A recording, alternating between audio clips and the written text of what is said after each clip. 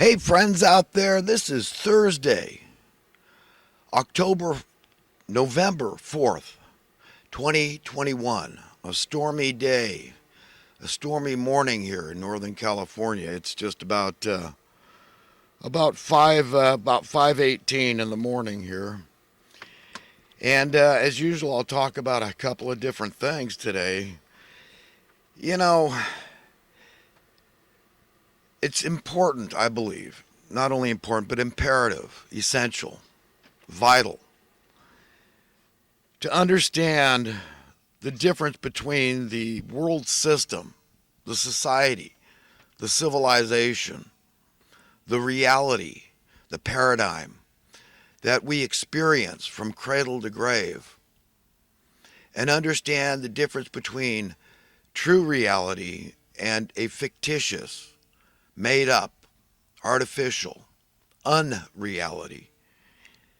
And I strongly contend that we all have to, from birth, experience an unreality, not by our own volition. It's not by our own choice.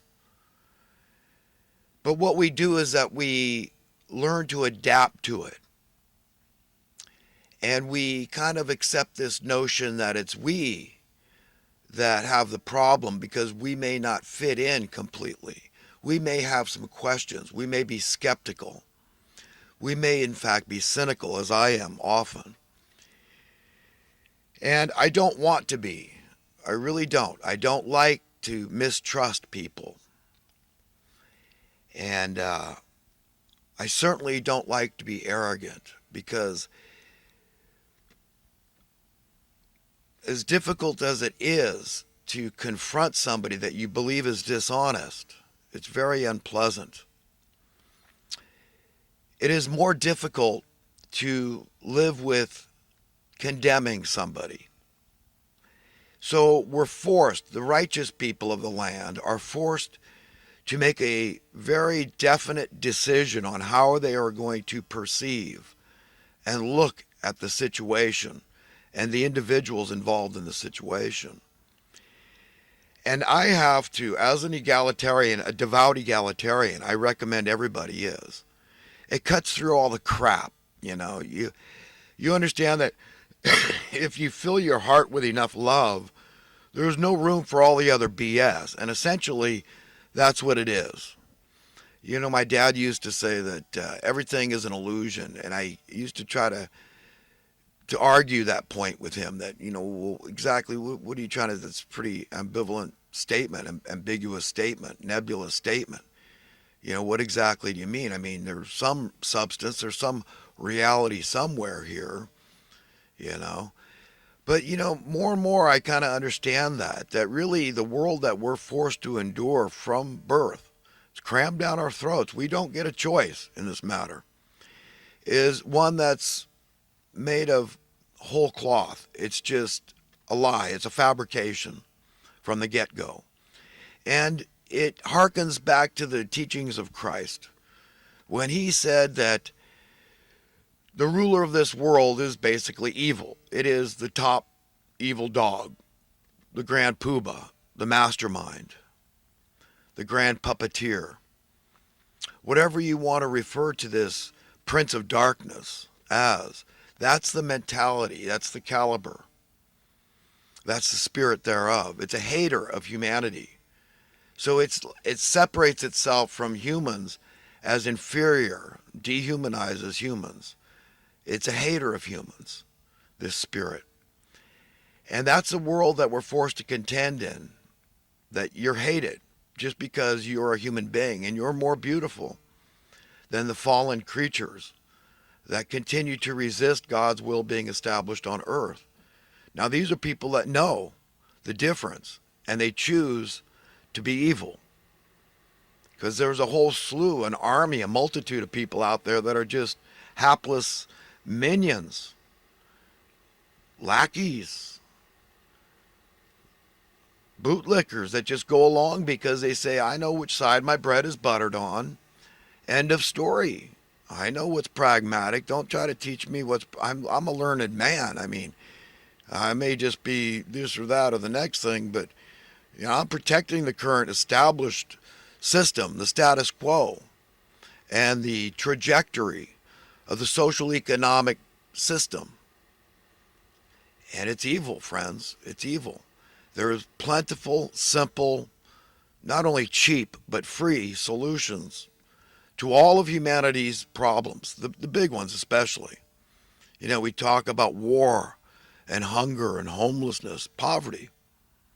Yet we as a purportedly civilized society are willing to spend, here in California, purportedly $100,000 a year approximately per inmate per year to be safely ensconced behind bars, free rent, free utilities, 3 hots and a cot, hot showers, medical, help reintegrating. But the caveat is you must be a criminal to get that deal.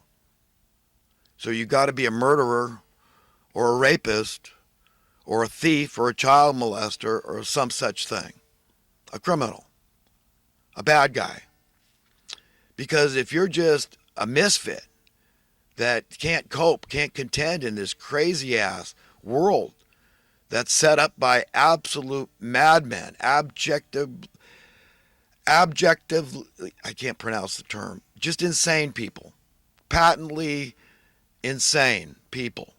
That's who's running the show. And if you wonder in your personal life, if you've got issues, if you've got vices or addictions or forms of escapism, and you wonder, why do I do this when I know it's not going to bring me happiness? You understand? That's the nature of insanity. These people are insane. They think they can fight the will of God and somehow escape God's wrath. That there is no accountability. I mean, these are people that don't have any faith in a soul, in an everlasting, and a hereafter, in eternity. They've got no use. It's not relevant to them to have a conscience. You understand? But typical normal people that have a modicum of godly instinct that's implanted in them by their owner, by their designer, by their holy parents, God Almighty, say, no way, man. I got boundaries, and I thank God for those boundaries. Yeah, there's a lot of stupid things I may fall into headlong. Okay? I don't pay for them. I don't want to be paid for them. But I live in a world where people are right and left selling their conscience for $1. And I'm not doing it. I'm not compromising my conscience. Yeah, I got issues. It's tough to live in this crazy ass world. I mean, so many people are distraught and depressed. They're isolating and just, in little special relationships. It just does, it's sick, man. The codependency is through the roof. It's so freaking sad, man, that this is where we are in the 21st century. This is the state of affairs for humanity and civilization. We're sick and twisted, man. We got better men and women than us, for all we know, suffering needlessly. It's key to understand that term. It's unnecessary. Nobody can argue. It's an irrefutable fact. It's unnecessary to have homelessness in America. We're bringing in hordes of immigrants, migrants. We said, well, they're refugees, or we need them in the farms, and we got to help this group out of that. Don't be mean. Don't be un-American. America's a land of immigrants. But yet our own native sons and daughters, it's fine. They suffer in desperate poverty, needlessly, in the cold, sometimes dying. And I'm some kind of radical.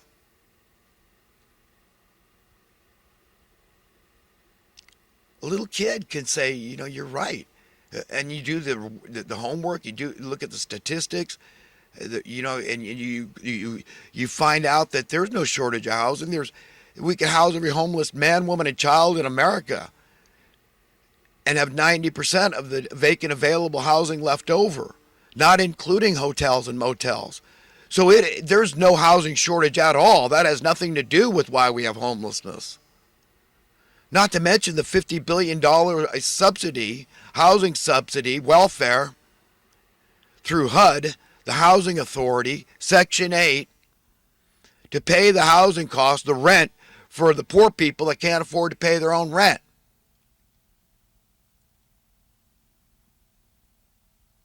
And all the problems done has gotten worse.